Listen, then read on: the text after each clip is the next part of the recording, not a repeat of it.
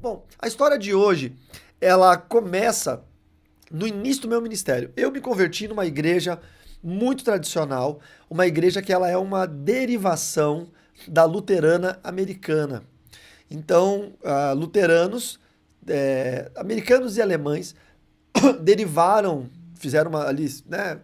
Não estavam mais concordando com a doutrina luterana. Isso há alguns anos atrás derivaram para essa denominação, criar uma nova denominação. Então eu me converti nessa igreja e isso lá em 1993. Apesar de ser uma igreja muito tradicional, aí que vem o estranhamento das coisas. Era uma igreja tão tradicional que não se orava em línguas, não se aceitava os dons do Espírito. Acreditava-se que os dons do Espírito eram coisas da era apostólica, que não estavam ativos no presente século. Não batia palma no louvor, aquele louvor bem tradicional. Não tirava oferta nos cultos. Dízimo era só na Santa Ceia e ainda era meio que espontâneo, voluntário, assim, não tinha ninguém ensinando, ninguém pregava sobre dízimo. Igreja forte de escola dominical, igreja com bastante ensino da palavra. Mas o meu pastor, ele era um pastor de libertação. Então ele tinha o viés da libertação. Ele aprendeu a expulsar demônios em nome de Jesus Cristo. E por que ele aprendeu? Porque ele tinha um parente próximo que começou a ficar possuído por demônios, dado a um vício. E esse parente, quando ficava possuído por demônios, ele ele ficava violento, eu lembro de que ele balançava as paredes da casa, casas de madeira, e as telhas de madeira elas tremiam e chegavam a cair. Então esse meu pastor, que na época ainda não era pastor, era um presbítero da igreja, ele começou a aprender a expulsar demônios para poder livrar esse parente muito querido dele.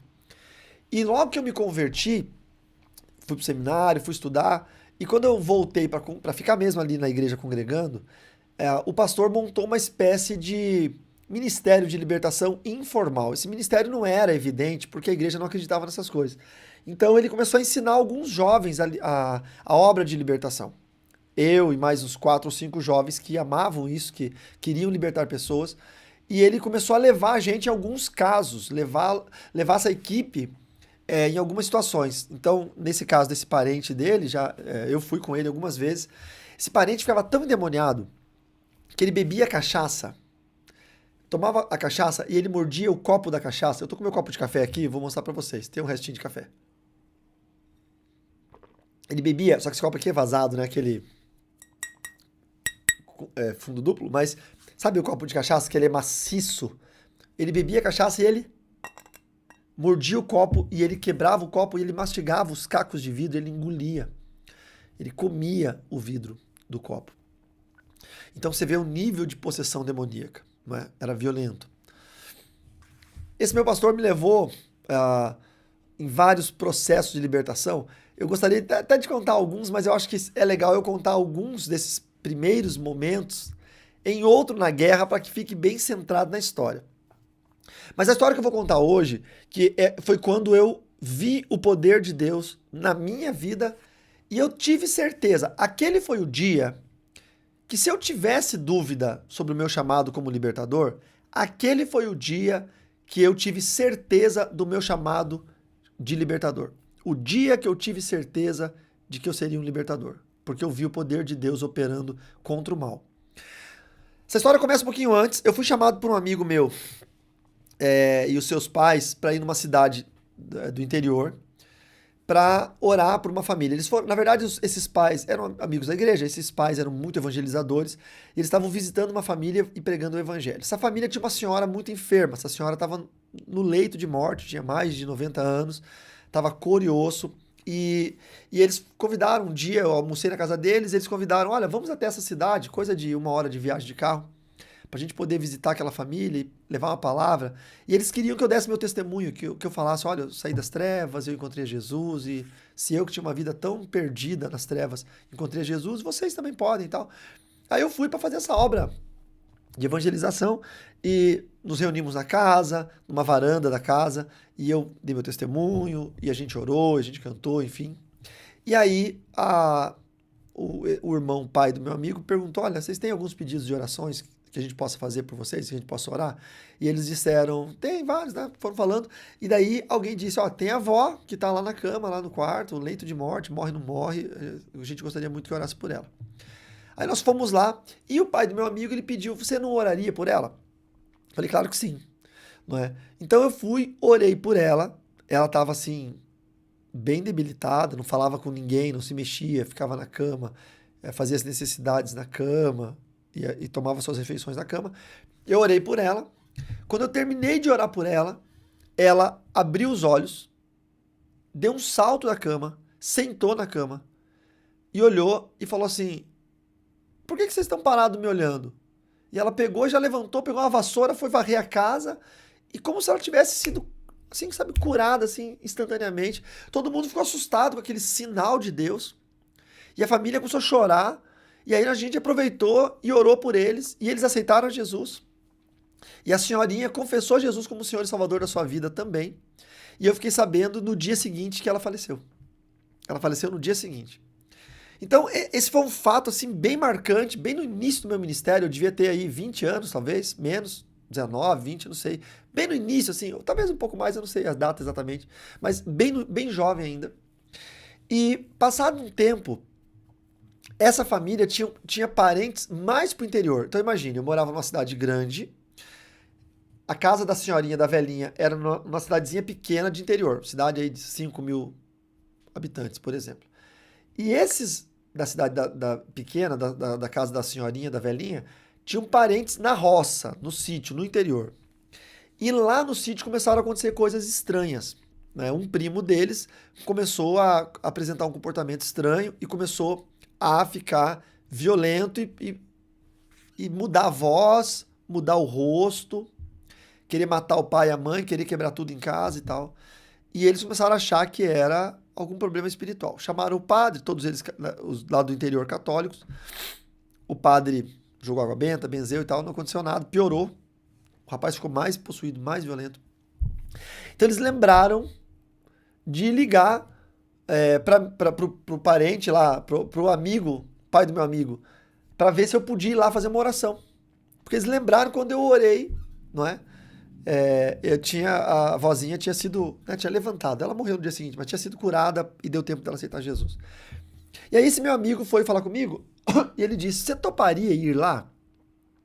E eu obviamente disse que não, porque eu tinha algumas poucas experiências ainda de libertação e essas poucas experiências não me davam, ainda, eu sentia que não me davam a chancela de ir sozinho lá.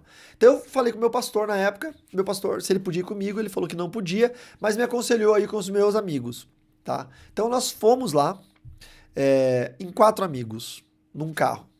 Um carro pequeno, não lembro se era um Uno, um carrinho pequeno, viajamos até lá, chegamos lá, a cena era uma cena de guerra, olha, na guerra. O cara ficou endemoniado naquele dia e ele quebrou toda a casa. Ele quebrou tudo. Um dia eu vou contar no Na Guerra uma história que aconteceu no condomínio que eu morava. A filha do síndico ficou endemoniada e ela quebrou toda a casa. Toda a casa. Tudo que era de vidro ela quebrava. Espelhos, mesa de vidro, tudo. Copos, ela quebrou tudo que era de vidro. Esse rapaz, ele quebrou toda a casa. Ele quebrou mesa de madeira, televisão. Ele partiu o sofá no meio. Ele quebrou janela, ele arrancou porta. Ele bateu nos primos. E como na roça moram tudo meio perto, assim, sabe? Tinha um gramado grande, tal, com árvores. Uma árvore maior. Aí casa deles, uma outra casa do lado, e uma casa um pouco mais distante. Chamaram ali os primos, os parentes, os capatazes, os funcionários, para tentar contê-lo. E aí eles enrolaram ele num lençol. Ele ficou tipo uma múmia, enrolado num lençol, só com da canela para baixo e do peito para cima, assim, o corpo enrolado com os braços. Levaram ele até aquela árvore grande que tinha no meio do quintal, uma árvore frondosa, e passaram aquele lençol meio que em volta da árvore e pegaram uma corrente e acorrentaram o rapaz na árvore. Acorrentaram o rapaz na árvore. E aí, quando eu cheguei lá, a cena era um rapaz endemoniado virando o pescoço com um olhar transtornado, com a mão amarrada num lençol, acorrentado numa árvore, tentando fugir, os primos tentando conter, a casa toda quebrada, mãe chorando, vó chorando, crianças chorando, alguns primos, parentes, machucados, arranhados, porque foram lutar com ele para tentar contê-lo. E daí nós chegamos lá, paramos o carro, olhamos aquilo, e aí eu pensei, meu Deus do céu, como é que eu vou orar com isso? Teve 10 homens aí que não conseguiram segurar essa pessoa, como é que eu vou orar, né, contra essa potestade, esse demônio, sei lá o que é isso, eu não sei o que é isso. Então, eu acabei clamando ali em espírito a Deus e orando a Deus. E aí os meus outros 3 amigos junto comigo, né, eu cheguei assim, eles vieram meio que atrás. Quando eu cheguei, aí que foi a pior coisa que aconteceu. Quando eu cheguei, a família da vozinha que eu tinha orado, que ligou pro pai do meu amigo para me chamar para ir lá, estava ali. Então quando eu cheguei, o filho da vozinha, que era o pai da família, falou assim: olha, o missionário chegou, pode soltar o primo. Só que o primo é o cara endemoniado, quebrou tudo, que bateu em todo mundo. Aí eles foram lá, abriram o cadeado que estava na corrente em volta dele e desamarraram o lençol dele e ele ficou solto, endemoniado, olhando para mim, bufando, vindo na minha direção. E é engraçado porque a hora que soltaram o primo, eu pensei, nós estamos em 4 crentes. Tô eu e meus 3 amigos aqui, estamos 4 crentes. Quando eu olhei pro lado, os meus 3 amigos tinham dado no pé, estavam tudo escondido atrás dos carros lá, tinham se escondido, e eu fiquei sozinho ali. E entre eu e o possuído pelo demônio, tinha no chão um cabo de machado, sem o ferro do machado, só o pedaço de pau, o cabo do machado, que ele tinha quebrado ou batido com ele em alguma coisa, estava entre eu e ele. E eu fiquei olhando para ele e olhando pro cabo de machado, e eu fiquei pensando, se esse cara pegar esse cabo de machado, ele quebra todo mundo, ele me mata. Então eu vou correr e vou pegar o cabo de machado antes que ele. Eu pensei. Só que enquanto eu pensava, o endemoniado correu e pegou o cabo de machado. Eu até tenho um amigo meu que fala assim pra mim: rapaz, você não faz muita coisa porque você pensa demais. Quem pensa muito não faz, você tem que fazer mais. Quando eu fui correr, ele pegou o cabo de machado e ele levantou e ele, com os olhos esbugalhados, ele veio pra cima de mim. Ele ia me dar com aquilo na cabeça, ele ia me matar. A gente tava uns 5 metros de distância um do outro, mas não tinha como fugir. Na hora que ele levantou a mão com o cabo de machado, o Espírito Santo de Deus falou no meu coração, dizendo assim: manda ele congelar. Foi essa frase. Essa frase. Quando ele levantou o braço, eu falei assim: congela, em nome de Jesus. Congela. Veja. Ordem no mundo espiritual, eu ensinei isso no meu grupo de mentoria. Meu grupo, a gente fez uma mentoria VIP sobre inteligência espiritual, e eu expliquei que você pode dominar o seu ambiente espiritual. Eu não sabia essa técnica. Essa técnica é natural, ela existe, mas eu não tinha o conhecimento. Hoje eu tenho. Mas eu já estava usando esse conhecimento técnico sem ao mesmo saber, guiado pelo Espírito Santo. Eu dei uma ordem no mundo espiritual que alterou o mundo físico. Eu olhei para ele e falei: congela! Em nome de Jesus, congela! Não mexe o braço! E ele ficou com o braço levantado com o cabo de machado. E ele olhava assustado, porque ele não estava entendendo o que estava acontecendo. Aí, quando eu falei isso, que ele ficou congelado, todo mundo ficou olhando, aí os meus amigos vieram. Aí eles já chegaram atrás de mim e começaram a falar: é isso aí, demônio, congela aí. Aí eles criaram coragem. Eu corri até ele, botei a mão na testa dele, botei a mão bem assim, nos olhos dele, no nariz, na testa dele. E eu disse: eu te ordeno, demônio, saia dele agora em nome de Jesus. E aquele rapaz caiu para trás, soltou o cabo de machado, como se tivesse desmaiado. Todo mundo veio correndo, os parentes, fizeram um bolinho em cima dele, assim, para ver se ele estava bem. Talvez eles pensaram que ele tinha morrido, algo assim, enfim, mas ele estava bem. Ele foi acordando aos poucos. O que aconteceu? Onde é que eu tô? Eu sentei ele e falei: qual é o teu nome? Ele falou o nome dele, né? Eu disse: olha, você ficou terrivelmente possuído por um demônio, mas Deus, na figura de Jesus Cristo, te libertou. E ele falou, eu não lembro bem o que ele falou, mas ele disse assim para mim, naquele momento: eu sabia que só Jesus podia fazer isso. Aí eu aproveitei ele sentado, levantei e fiz o meu papel. Eu falei, todos vocês que estão aqui, que viram a situação que esse jovem estava, que viram a situação que ele deixou a casa de vocês e todos vocês. Ele estava terrivelmente possuído por um demônio. E agora o poder de Deus se manifestou no meio de vocês. E através do nome de Jesus ele foi liberto desse demônio. Essa é a hora de vocês se renderem ao poder de Deus e declararem que Jesus Cristo é o Senhor. Vocês chamaram um padre, o padre não pôde fazer nada, vocês deram imagens, acenderam velas e nada disso aconteceu, porque isso é passageiro, isso é idolatria. Eu estou aqui para pregar o Jesus da Bíblia, o Deus verdadeiro, e é o nome dele, poderoso, que fez com que esse demônio obedecesse. Demônios não obedecem imagens, demônios não obedecem velas, demônios não obedecem água benta, demônios não obedecem sacerdócio humano, demônios não me obedecem. Demônios obedecem o nome de Jesus. E aí todo mundo aceitou aquela palavra e eu orei com aquela família, que eram vários, né? Eram 3 casas, e eles confessaram a Jesus como Senhor e aquela família toda pôde glorificar a Deus e pôde entregar suas vidas a Jesus. Incrível, né? O papel do libertador não é apenas expulsar demônios. O papel do libertador é também pregar o evangelho e trazer libertação eterna para as pessoas. Porque você expulsa o demônio agora, a pessoa pode viver longe de Jesus e ir para o inferno. É expulsar o demônio e trazer salvação e vida eterna. E naquele dia, eu passei o maior medo da minha vida. A cena, todo mundo quebrado, gente machucada, sangrando.